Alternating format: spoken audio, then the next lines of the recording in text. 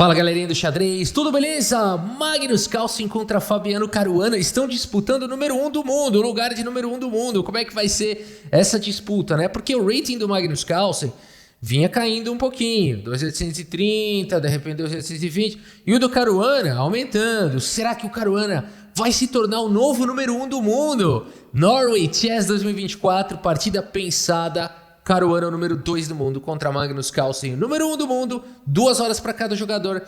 E Caruana abre com o lance peão do rei. Carlsen responde com E5. Temos o desenvolvimento dos cavalos e o Caruana vai para a abertura italiana. Qual será a resposta do Carlsen? Cavalo em F6, indo para a defesa dos dois cavalos. D3. Aqui o Carlsen passa o bispo para poder jogar E6, não ficar com o bispo preso. E fazer o roque. E aqui D6. Magnus Carlsen já, quem sabe, quer jogar o bispo aqui em G4. O Caruana permite, mas ele não permite essas duas coisas. Ou uma ou outra ele vai impedir aqui, por isso C3 foi jogado, né? Tem outra coisa aqui, D6 protege o peão. Então, a grande ameaça também é eliminar o bispo. Cavalo aqui em A5 e o bispo não tem para onde fugir. Então, C3 é uma possibilidade. É claro que é possível jogar um lance do tipo cavalo A5, mas agora o bispo consegue escapar, né? Você vai tentando perseguir o bispo, mas ele volta para a casa de C2 se quiser. Ou também pode ir para outras linhas. Mas não é isso que seguiu na partida. Depois de C3, Magnus Carlsen joga o lance A6. Tá muito na moda, né? Para poder guardar o bispo perdão, na casa de A7. E é exatamente o que acontece. A4, o bispo em A7.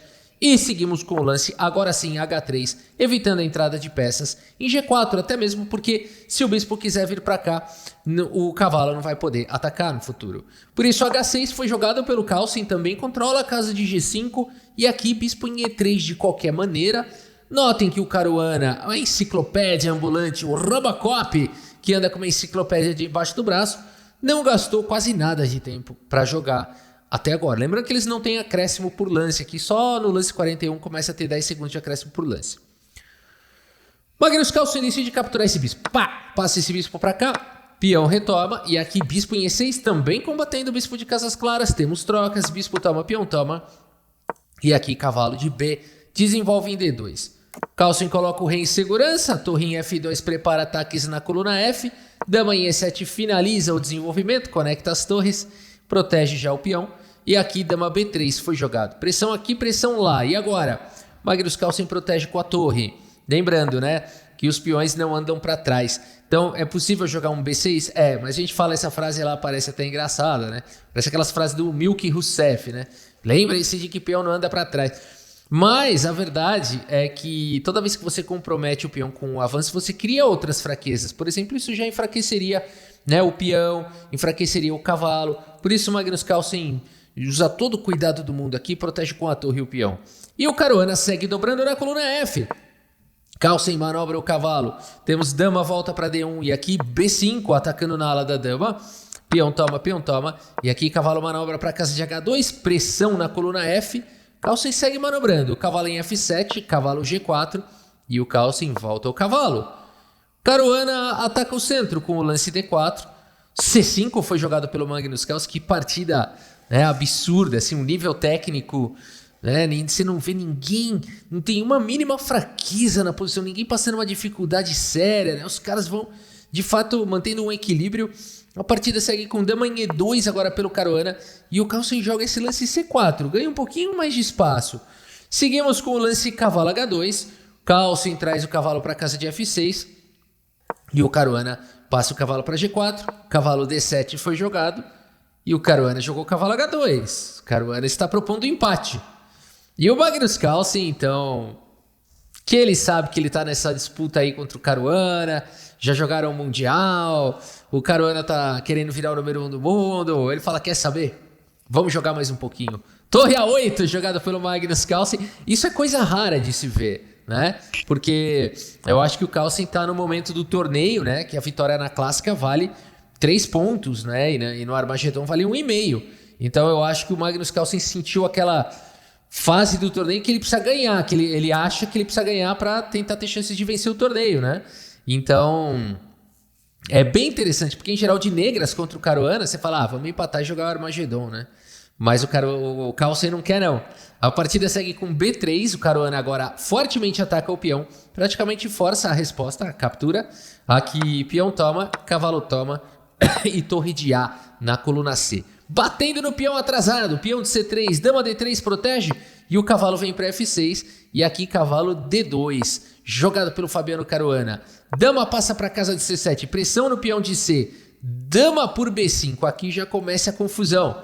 Dama por B5, dama por C3, agora o cavalo de H volta para F3 e aqui cai o peão de E3, mas não tem problema porque está caindo em E5, peão toma e aqui cavalo toma, a Caruana recupera o material. E o Magnus Carlsen segue com o lance cavalo G5, pressão no peão central, com muita força.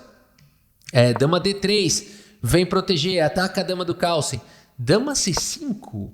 É tão raro a gente ver o Magnus Carlsen recusar uma troca de damas, evitar o empate de negras. O Carlsen tá querendo ganhar aqui, ele tá nitidamente jogando de uma maneira que ele não costuma jogar. A gente sente que é o momento do torneio, talvez. Cavalo de E em F3, torre de C em D8, ataca a dama volta para B1 e aqui cavalo H5, cara, que luta, esse cavalo H5 aqui a gente vai percebendo que realmente tem muita coisa rolando, né, muita luta rolando, tá longe de ser um bora draw com trocação de peças e tudo mais. Seguimos com dama em C1 e o Carlsen recua a dama para 7. O Caruana tá desesperado para trocar a dama. O Carlsen não permite. A dama persegue, a dama sai. A dama persegue, a dama sai. Uma perseguição implacável aqui do Caruana. Mas o Magnus Carlsen consegue evitar as trocas das damas. E seguimos com mais troca de peça. O Caruana nitidamente está querendo empatar. Mas o Magnus Carlsen tem uma pequena, vantagem aqui na posição.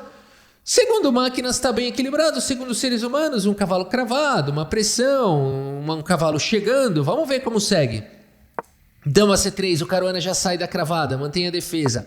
Magnus Carlsen segue com o cavalo G3. Caruana joga o lance rei H2 e o Magnus Carlsen agora tem o cavalo atacado e segue com o lance torre por cavalo, aqui jogado pelo Magnus Carlsen. O único lance bom do Caruana agora é também tomar o cavalo. Notem que seria dramático tomar a dama, né? E levar aqui essa finalização aqui do duplo de cavalo, né? Por isso, nessa posição, Fabiano Caruana segue com dama por G3. Agora o Carlsen segue com torre toma, dama toma, mas no limite, dama em E5 ganhando o peão central. É no detalhe do detalhe. Mas a máquina continua dizendo que está empatado. Entre seres humanos, jogar um final com um peão a menos e 1 minuto a menos no relógio quase contra o Magnus Carlsen é uma tarefa árdua. Caruana segue com dama em A5. Carlsen segue avançando. Temos dama em E7, a dama aí preparando para dar perpetuidades, não é? Não é mesmo? O sonho aqui é começar a dar esses cheques, mas tudo bem que dama cobre, mas enfim, vai cair alguns peões. Carlsen tem que se proteger. Olha a manobra do Carlsen. Primeiro cheque em 1. Depois o cheque aqui, ou seja, ele jogou aqui e ganhou a vez de jogar de novo, né? Então essas manobras de cheque são muito importantes, não é mesmo? O Carlsen colocou a dama onde ele queria, protegendo os 3 peões e segue agora melhorando a posição do rei. Que bela técnica. Caruana segue com dama em E8 e agora H4 com a casa de H5 dominada. Seguimos com dama em E7 e agora como progredir? Dama D4 cheque. Olha o plano agora aqui do Magnus Carlsen, uma coisa surreal. Dama em A1 com cheque, joga a dama para F6. Continua com o rei de certa forma exposto, o que permite algumas manobras, né? Dama F4, se preciso for e tudo mais. Prepara aqui também para avançar o peão de E. E claro, se trocar as damas aqui, acabou. O final é ganho para as pretas. Caruana sabe disso, claro, ele segue com dama em E8. E agora como progredir? Rei H6 foi jogado pelo Carlsen. Rei G1 coloca o rei um pouquinho mais de segurança e 5 dispara o peão. Caruana traz a dama para A4, dama em F4 mais uma vez propõe trocas, dama em C6 cheque, rei G5 foi jogado pelo Carlsen. A gente vai percebendo que o Carlsen está progredindo aqui, pouco a pouco, melhorou a posição do rei, está avançando com o peão passado. Caruana segue com dama em C7, ataca o peão. E agora, olha a manobra do Carlsen. Cara, essa estratégia é genial, é simplesmente genial. Porque aqui a gente pensaria em jogar um G6, vamos falar bem a verdade. Quem não jogaria um G6 aqui? Eu não sei se dá para escapar aqui dos cheques da dama, né? Talvez não dê mais, talvez tenha perpetuidade aqui diretamente. Por isso, meus amigos, nessa posição o que jogar? Já que você não vai jogar G6 e você tem 1 minuto e 50 para equacionar esse problema, não é? A gente precisaria talvez de 20 minutos aqui. Mas o Magnus, e talvez não acharia, Magnus Carlsen encontra Dama D4 com cheque, encontra em menos de 30 segundos. Dama D4 com cheque, o rei vem para casa de F1, e aqui o que jogar? Rei F4. Cara, deixando o peão de G7, lance surreal aqui do Magnus Carlsen. Não é possível, os computadores falam que tá equilibrado, isso aqui tá pegando fogo. A partida segue com dama por peão e agora rei E3, caraca, inacreditável, a imortal aqui, né, desse final imortal aqui contra o Caruana que o Carlsen vem preparando. Rei G1, o Caruana encontra o melhor lance e agora o Magnus Carlsen segue com E4, propondo mais uma vez a troca de damas e apesar da quantidade de material ser igual, não dá para trocar as damas aqui porque as brancas passam à frente do peão, né? O rei aqui passa à frente do peão.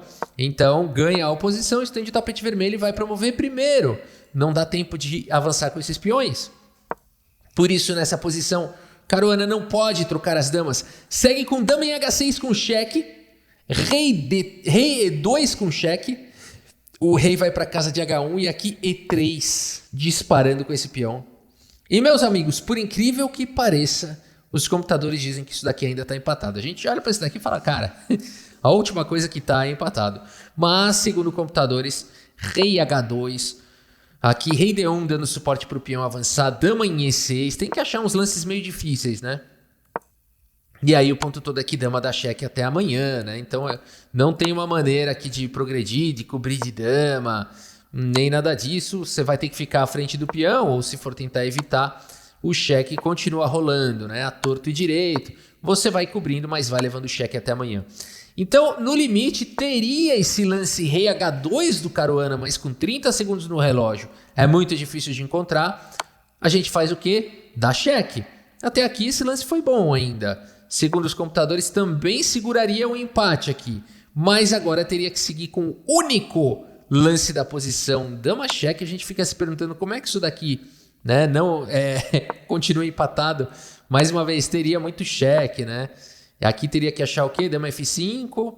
E aí quando o rei sai, dama cheque em A5. Cara, na prática é muito difícil de manter. A chance das brancas errarem num final como esse, ainda mais com o tempo caindo, é gigantesca, né? Por isso nessa posição Caruana não joga o lance da minha 2 e aconteceu o que de fato ia acontecer no lance 66. O Caruana comete o primeiro, único e último erro, porque nessa posição o Magnus Carlsen joga simplesmente E2, meus amigos.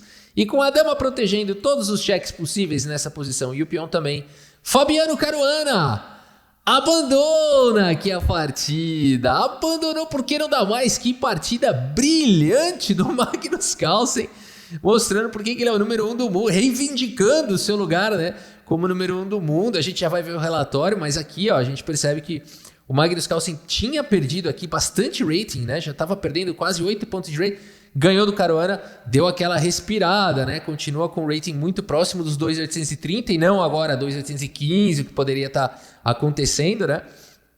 Se ele tivesse perdido, por exemplo, do Caruana, e o Caruana já estaria se aproximando, né, do rating do Carlsen. Então o Carlsen soube no momento certo segurar a rapadura aí. Rafa, o que estava em jogo acho que não era o torneio, não, era ser o número 1 do mundo. O Carlsen jogou de negras de uma maneira que ele nunca jogou, né? E vamos dar uma olhada aqui no relatório do chess.com. Vamos ver aqui a precisão e preparem-se, é algo assustador, né? 98,6% de precisão para Magnus Carlsen. O Caruana foi bem preciso, fez 95, jogou com 3.150 de performance. Só que o Carlsen jogou com 3.200 de performance com lance brilhante. Aí não deu. Cara, é surreal isso, né? O nível que os caras chegaram de performance é de outro mundo, né? 3.200 aqui de performance. Torre por D2, lance brilhante aqui do Magnus Carlsen. Vai para aquela micro vantagem de um peão a mais, que para os robôs é administrável, mas para seres humanos é quase impossível, ainda mais contra o Carlsen. Meus amigos, é isso, a gente segue acompanhando. Nesse vídeo resolvi fazer uma análise mais aprofundada só dessa partida, mas no próximo vídeo a gente traz as demais partidas que rolaram nessa rodada e também a classificação aí do torneio pra gente ir acompanhando o Norway Chess 2024, tá bom? É isso, espero que vocês tenham gostado dessa partida e do vídeo. Muito obrigado pela sua audiência, um grande abraço pra todos vocês e até a próxima, valeu!